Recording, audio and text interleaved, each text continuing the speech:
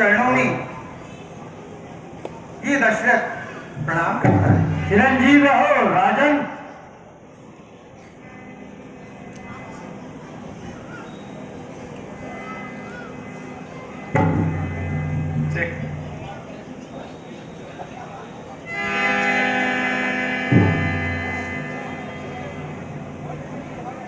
सुमंत जी, कहिए, हमारी प्रजा हर प्रकार से खुशहाल तो है, किसी को किसी प्रकार का कोई कष्ट तो नहीं? महाराज, प्रजा हर प्रकार से खुशहाल है। अन्न आदि वस्त्र से है, घर घर में आवाजानी पीते हैं महाराज। आपके डर से सिंह बकरी एक घाट पर पाली।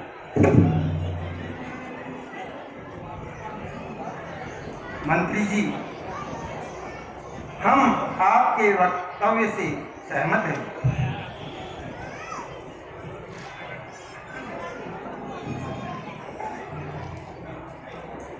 महाराज के चरणों में सेवक का नाम स्वीकार हो। कहो द्वारपाल। महाराज, द्वार पर श्रवण कुमार पधारे हैं। क्या कहा? श्रवण कुमार पधारे हैं? सुमंत जी, आप जाइए और श्रवण कुमार को आदर सहित दरबार में ले आइए। जो आज्ञा महाराज।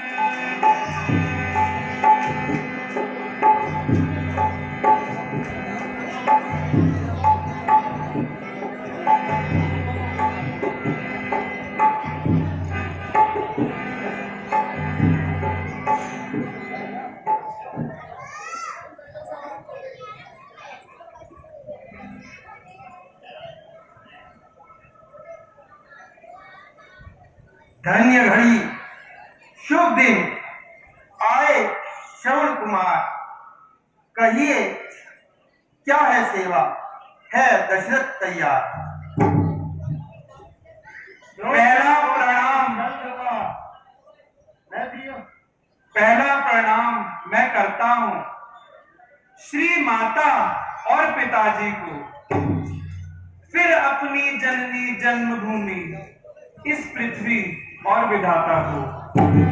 तीसरा प्रणाम मैं करता हूँ विशिष्ट से गुरु ज्ञाता को। चौथा प्रणाम मैं करता हूँ दशरथ से सुख मृत दाता को।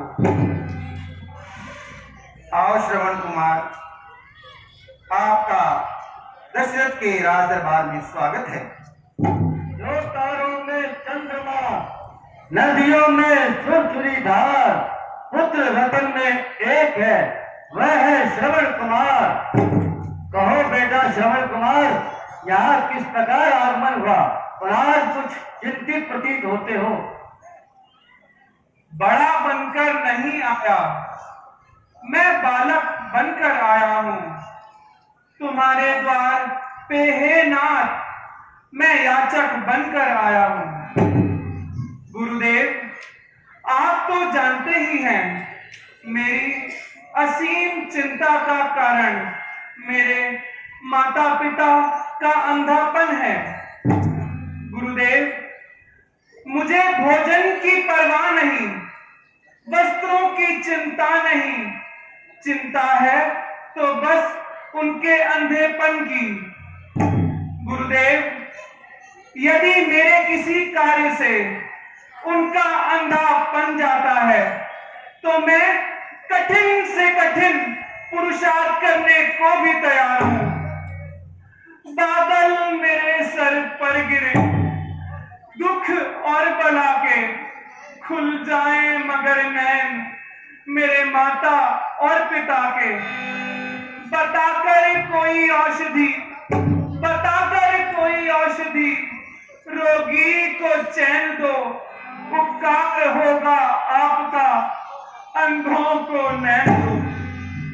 बेटा श्रवण कुमार, क्या तुम अपने माता पिता के अंधे होने का कारण भी जानते हो? गुरुदेव, जानता तो नहीं, मगर जानना अवश्य चाहता हूँ। तो सुनो श्रवण, तुम्हारे माता पिता के कोई संतान ना होती थी।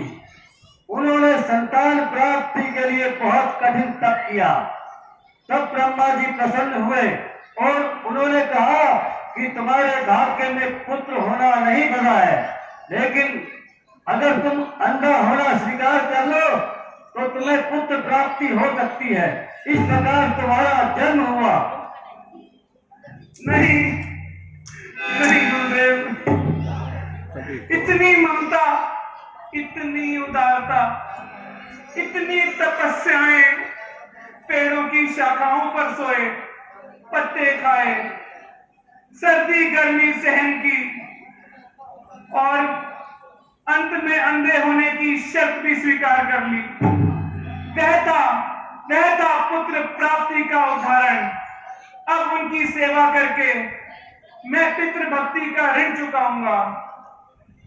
जीभाना नाम जपे उनका, जीभाना नाम जपे उनका, तो जीभा खींच निकालूं मैं। ये हाथ ना दास बने उनके, तो काट इन्हें भी डालूं मैं। ये शीश ना श्री चरणों में झुके, तो घर से इसे उतारूं मैं। ये नैन दिए जिन नैनन ने, ये नैन दिए जिन नैनन ने, ये नैन उन्हीं पे मारूं मैं।